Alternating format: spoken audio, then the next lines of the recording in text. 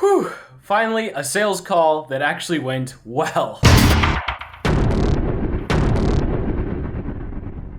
Hey everyone, you ever have one of those days where you've been at your desk all day, or maybe you're just working late at night, you feel like you put in a lot of time, but there's not a whole lot that got done. And then you just have this sense of death in the momentum of what you're trying to work on or what you're trying to accomplish with your business, because I definitely felt like that the other day, and we actually wound up cutting this out of the vlog because I started to rant, but here's just a little insight as to how frustrated I was with Hubstaff. But I lost 5 hours this afternoon to trying to get Hubstaff to work because we're trying to move off Upwork now that they're going to be charging an arm and a leg for their tracking services and transaction fees, and it just did not. Just one of those times, like, it did not work out. Even working with support, I never got it to work properly with our project manager, Asana, and so now we're stuck looking for something else. And of course, it's one of those situations where it can be frustrating because I look at it and go, in 6 hours, I definitely could have built an Excel sheet to just manually track our time and then called it good versus trying to get Hubstaff to work and it just not. So if you're one of the few people who's ever tried to or is thinking about time tracking outside of whatever freelancing platform you're using, Hubstaff is definitely great as long as you're not trying to integrate it with Asana or Trello. I found actually a lot of their documentation as well was super, super out of date. And if that just saves one person from the absolute headache I just went through, I will be happy. So today, to try and get some momentum back and sense of just accomplishment, because sometimes you just need that sense of accomplishment. Like, yes, I actually completed something today. I'm off to a coffee shop because all of the content is done, which means we need to plan more content.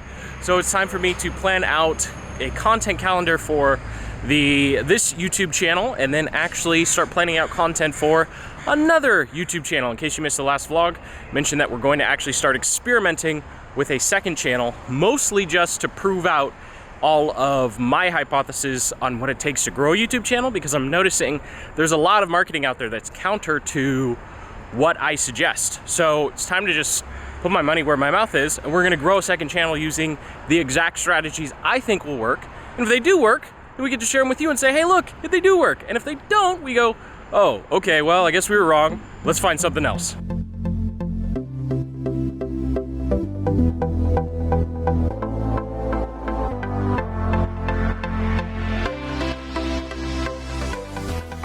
Just finished up a good couple hours at the coffee shop. Brain started to die though. It's kind of a hit or miss when I put together a content calendar. I'm either really, really into it or it just kind of nails on a chalkboard at times. And today I think it was more like nails on a chalkboard, especially when I'm going after new keywords and I don't have a lot of experience on what it's actually going to take to put the particular video together. So if I'm supposed to be doing a keyword and writing a title and I don't really know what I'm going to say in the video, it's a lot harder to kind of write the teaser text and figure out what's the unique selling proposition of the video going to be, or what's the main lesson that I'm trying to teach for the video. And of course, this is for the second channel that's going to be geared towards a slightly different audience. It's still going to be marketing stuff, but I'll get more into that later and why exactly we're doing this. So apart from me just trying to prove that the grow stuff is correct in terms of my hypothesis on how to actually grow a YouTube channel. Wow, that got really dark. So time for some lunch.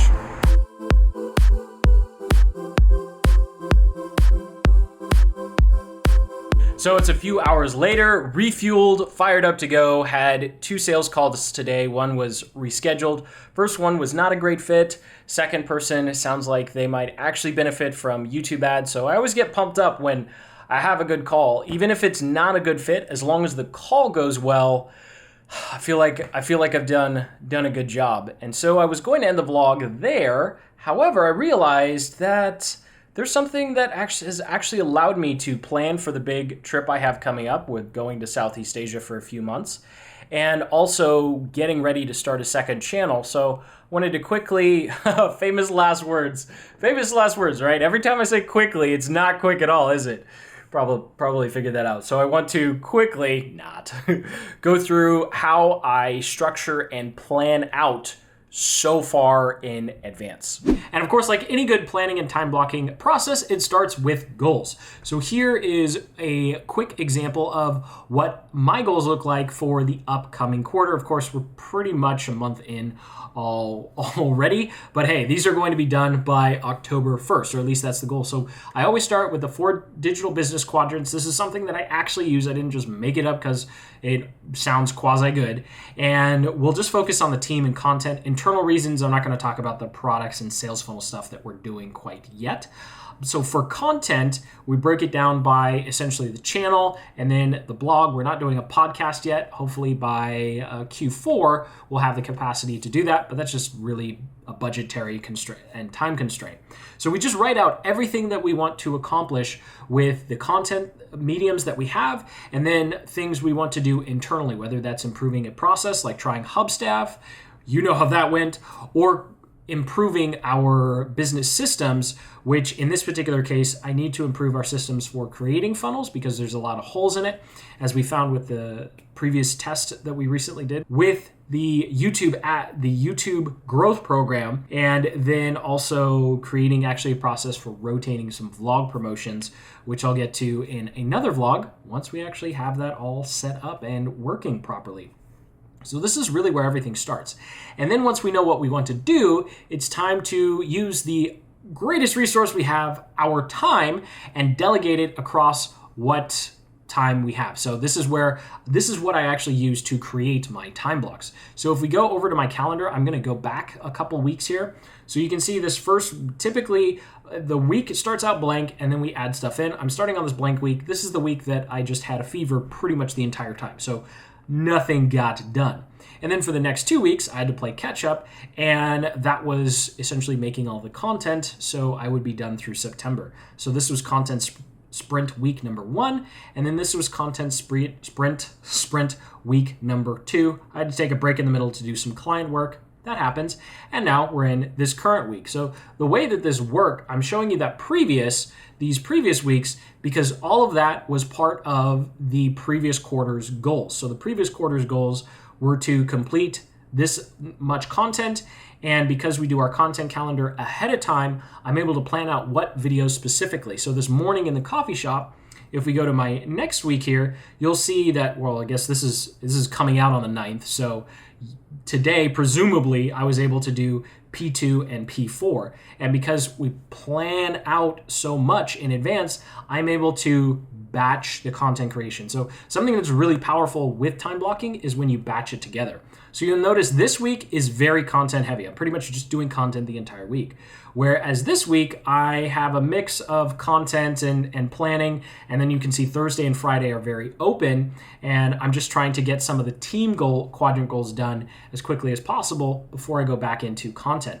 So I hope this was kind of helpful just to see you make a list of all your goals, you categorize those goals, and then you decide when do you actually have time to do them. So in this particular instance, this week is focused on the team and planning quadrant. So I'm trying to get through my list of team things as quickly as possible, and then planning out the things I need to do in order to get through another 30-ish videos in the next 3 weeks. So this is about 10 videos a week, so it's not too bad of a schedule.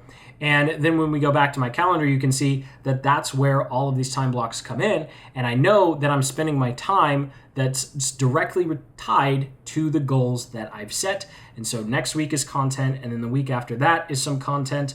And then by the week after that, I'm not quite sure what we're going to do with that week. So I've only got 2 weeks planned out. Sometimes I'm able to plan out a whole month, but you do need buffers. Like you see the second week of content promotion, I'm leaving the second half of the days blank because we might get new clients, cross my fingers, right? If we don't, well, then I'll just make more content. So the other thing too is you don't always specifically pack in your schedule super tight every single time. And I definitely oscillate between doing product and client stuff and then making content, because if you're in content creation mode and you're just going to have a week where you just plow through the content, that's a great way to go if you're able to do that. So thank you so much for watching. Sincerely hope you got some value out of this. Wanted to share that. So now it's time for me to call it a day, and I will see you in the next one. So until the next, keep building the business you love.